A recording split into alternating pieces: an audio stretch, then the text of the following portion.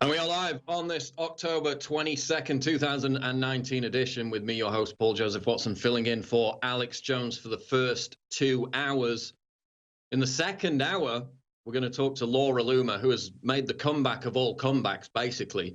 Banned off of every social media platform, banned off of numerous other company platforms. She's outraised the Democratic incumbent there in South Florida, and she's outraised the combined total of the GOP candidates, all of them put together, from zero platform whatsoever, from alt media, social media platforms, because, of course, she's been banned on everything else. So we're going to talk to her in the second hour about her campaign, what she foresees, how she can win that campaign. It's a very democratically held seat. It's a very tight seat there in Florida. I think they voted for Hillary over Trump 69%. So it's going to be an uphill task, but she has outraised the Democratic incumbent. So we're going to talk to her about her plans to win that race. Meanwhile, I'm looking at the Drudge Report, and his top headline, Dem Halloween, Hillary leaves door open. Yes, the witch is back. And this is a story which is also replicated. Basically, it's the same story up on summit.news, which is Hillary laughs with delight after audience member suggests she run for president. Now, we've had several indications over the last few weeks that, yes, indeed, Hillary is aiming for a third failed presidential run. Of course, former White House chief strategist Steve Bannon thinks that that's exactly what she's waiting for. She's primed to get in at the right moment. Whether that moment is imminent remains to be seen. But of course, she also appeared on Stephen Colbert's show a few weeks ago and refused to endorse any of the Democratic candidates. She was asked again during this event in Portland, Oregon, who she was going to endorse. She was up on a panel with her daughter, Chelsea Clinton, and basically somebody in the audience, she said, we have a list of candidates. We have to nominate the best. As soon as Hillary said that, somebody in the audience shouted out, "You." Hillary reacted with a big smile and a laugh before saying, "Oh my, well, thank you." And again, it's up on top of the Drudge Report right now. Of course, we had PredictIt, the big political website for predicting future presidential candidates, future Democratic candidates, suggesting that she was the third favorite, and that was about 2 weeks ago. She slipped down since.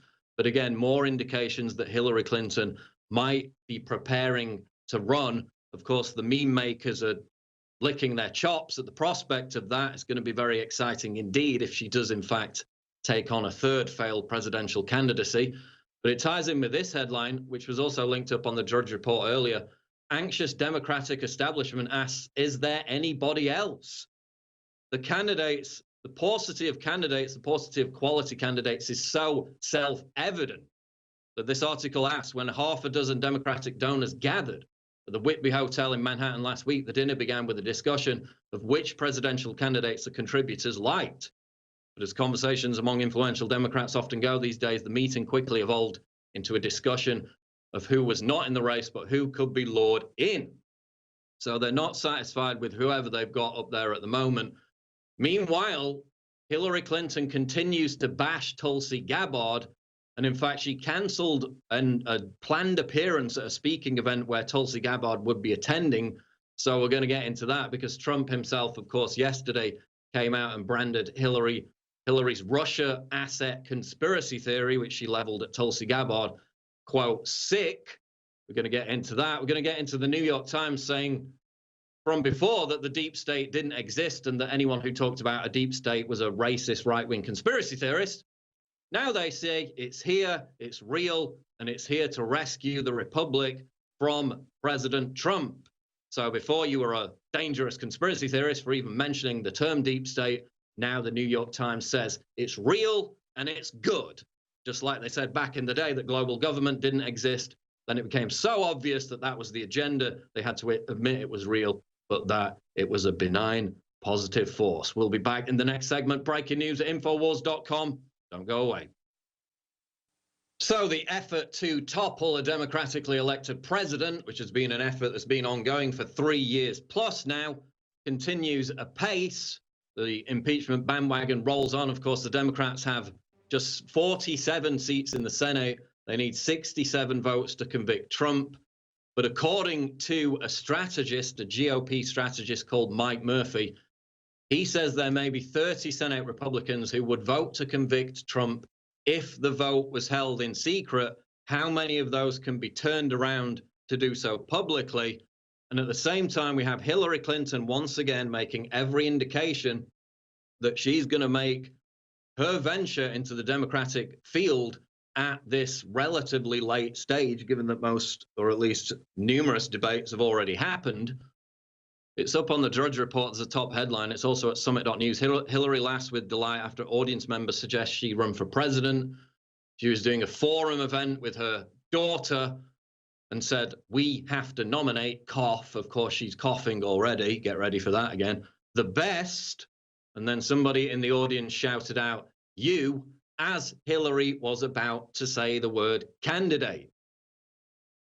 And again, she appeared earlier this month on PBS NewsHour, taunting Trump, saying, "Obviously, I can beat him again," because, yeah, she beat him the first time, didn't she? She also failed to beat Barack Obama or even run against him in 2008, of course. She also fanned the flames of speculation when she tweeted at Trump a week ago, quote, "Don't tempt me." So again, all indications suggest that Hillary, probably the most arrogant politician in American history, still completely oblivious to the degree with which she's absolutely hated by huge numbers of Americans, still might throw her hat into the ring. Because as I pointed out with this article before, anxious Democratic establishment asked, "Is there anybody else?" They had a meeting with a bunch of donors at the Whitby Hotel in Manhattan, and they asked, would Hillary Clinton get in? The contributors wondered. How about Michael Bloomberg? How about Michelle Obama? Would she consider entering at this late stage? Of course, her approval ratings are far better than Hillary Clinton's, but she said over and over again that she's not going to get involved. This is a quote. "Since the last debate, just anecdotally, I've had 5 or 6 people ask me, is there anybody else?" said Leah Doherty, a longtime Democrat who has run 2 of the party's recent conventions.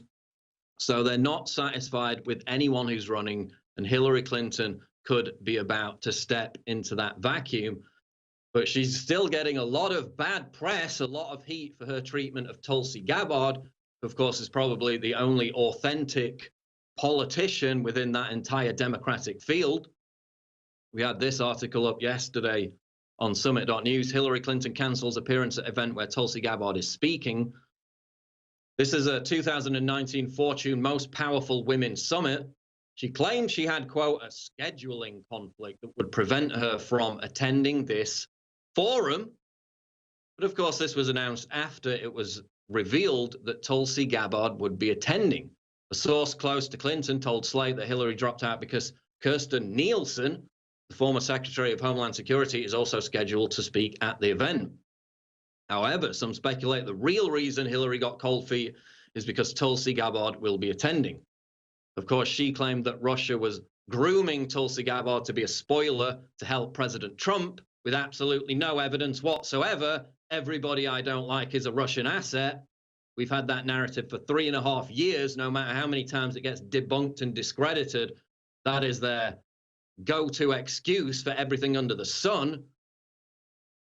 This is a quote. "I think they've got their eye on somebody who's currently in the Democratic primary and are grooming her to be the third-party candidate." That's what Clinton said about Tulsi Gabbard. "She's the favorite of the Russians."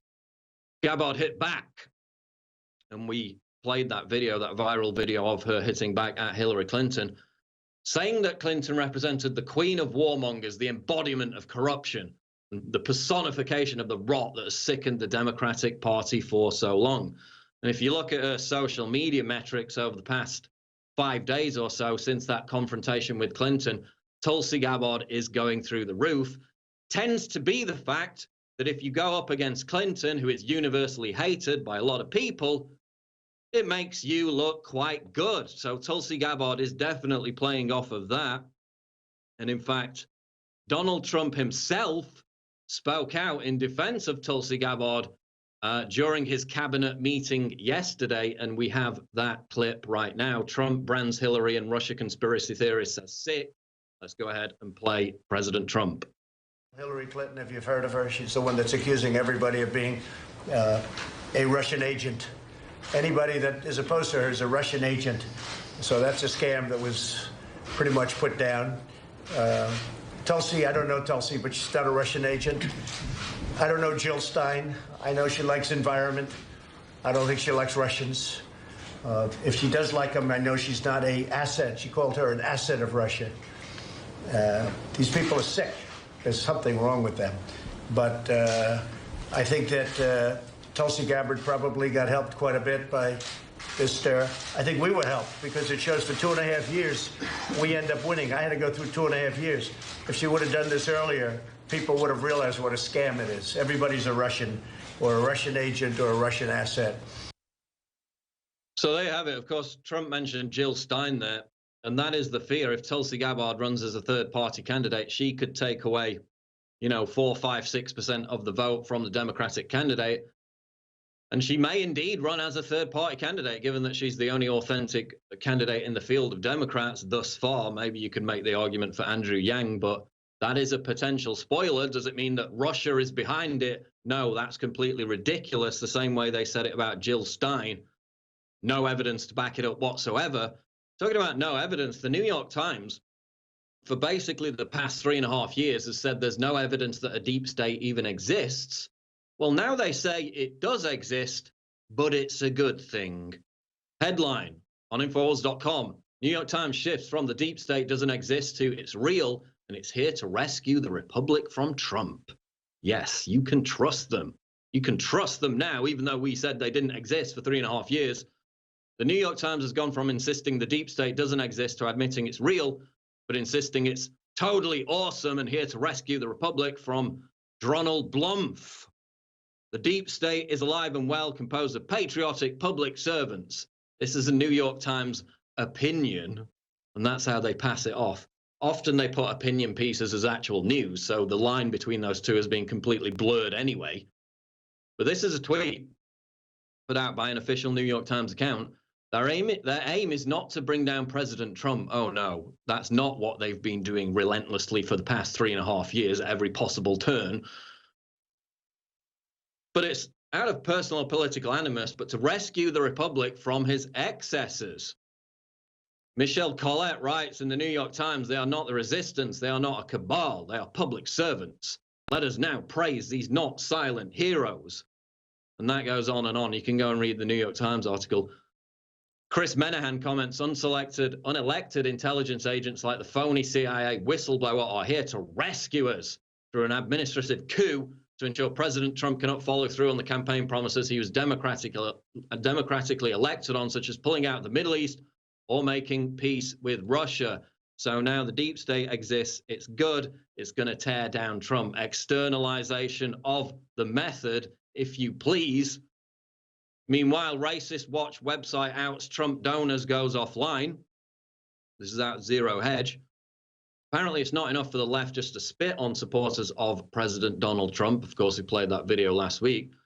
For an apparent activist group called Public Service Media Group, outing Trump donors across America is what really makes the difference. Has triggered leftist panic that all they have is #NotTrump as they head into the 2020 election campaign. So with all this partisan bickering, with all this tension, with all this call from people like Maxine Waters and others within the Democratic establishment to go out and confront Trump supporters, members of Trump's cabinet, and of course, not only shout them down, get in their face, in some cases violently attack them, as we've seen on multiple occasions, especially with anyone daring to wear a MAGA hat. Now they're outing where these Trump donors live in New York. What do you think's going to happen next? We'll be back. Don't go away.